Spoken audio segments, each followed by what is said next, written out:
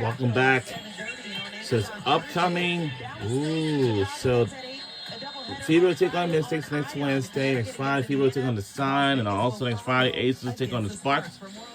Next Thursday, the Sky will take on the Chicago, the Chicago Sky versus whatever team it is. The second quarter as immediately an offensive foul called against Dallas. Dejanay Carrington picking up the foul right there, but I want to draw attention to McCowan as we see a replay of it. McCowan gets the basketball.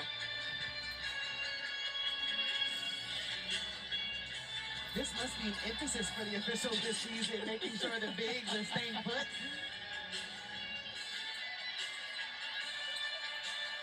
Bree Jones draws the double team, and Paige Beckers comes down with another steal. Again, AZ Fudd told us in that interview with Autumn that Paige's defense, she wants it to be next level. She's shown so far in this game, getting a couple steals.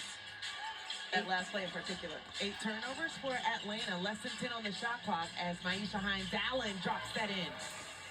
Hines-Allen just a bright spot for this team. She, too, trying to get the chemistry down. We saw her with the high-low pass to Tara McCowan that wasn't quite there.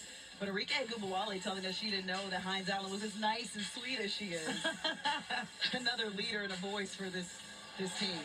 Brittany Griner, a late whistle, and the official across the court actually made that call. Brittany Griner, as you mentioned earlier, simply frustrated with how that call has gone against her this season. And right there, it looks like she was stationary to me on that call, on that play. I can't count the number of times she's gotten that call so far this season, and it's just a big game. I couldn't see from that angle, but as you mentioned, it just didn't look like there was any type of moving.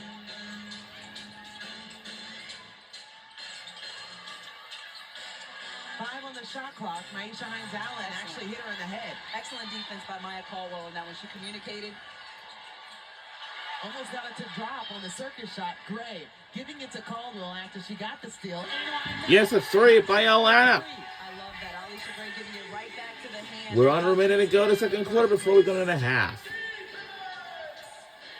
The gift and the reward for Maya Caldwell. Less than a minute to play here in the first half.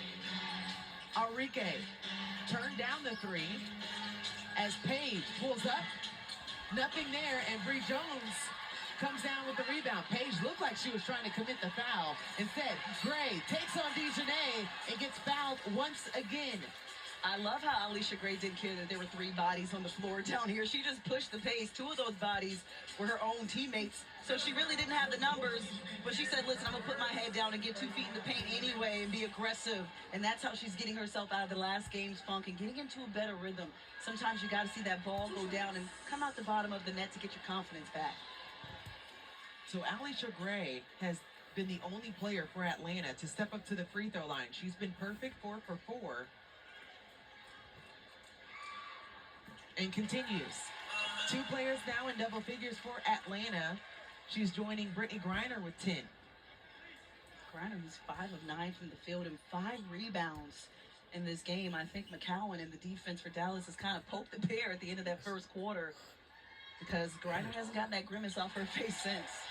Atlanta on a 13-4 run over the last 4 minutes as they're trying to close this one out. About a 10-second difference in the game and shot clock. A denial of Gray and Beckers. Dejanay. Ryan Howard poked that one away. Dejanay able to get it back. A no call on the sideline. Beckers with 3 to work with, and she's blocked by Alicia Gray. 10 seconds left in the half.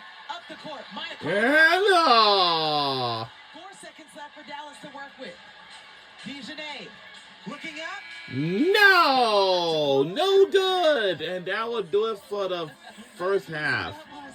That was one of the fastest quarters I've ever called. I didn't even realize the clock was at 0-0. All right.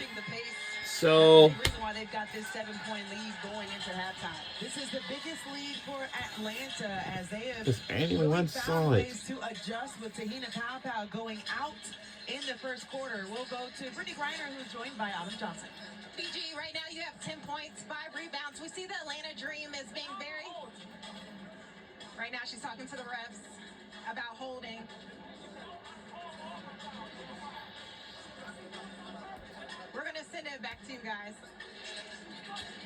important questions there, I'm sure, for Brittany Griner. She said, sorry, we'll go back What to are you, you Autumn. seeing in that first half, and what did you tell the ref? We have to make them pay on their mistakes. They tag a lot on the backside. They overhelp a little bit. So we just need to exploit that, honestly. Like, just be patient and exploit that. Right now you have 10 points and 5 rebounds. You see the Atlanta Dreams being intentional about getting the ball inside of you. How do you work that high-low action in the second half? Yeah, with two bigs, you know, we try to exploit that a lot. And, you know, this half we're just going to try to look for it more, the roll rise, and just, you know, trying to pay. They don't have two big bigs like us, so we're just going to try to make them pay where they don't have one. Thanks, BG. Back to you. Thanks, Autumn, and way to handle that moment as well as Atlanta goes into the locker room with the biggest lead Yes, only feet. at 7. We'll be back with a halftime interview. Don't go anywhere. And we'll see you on the second half. Let's enjoy a halftime break.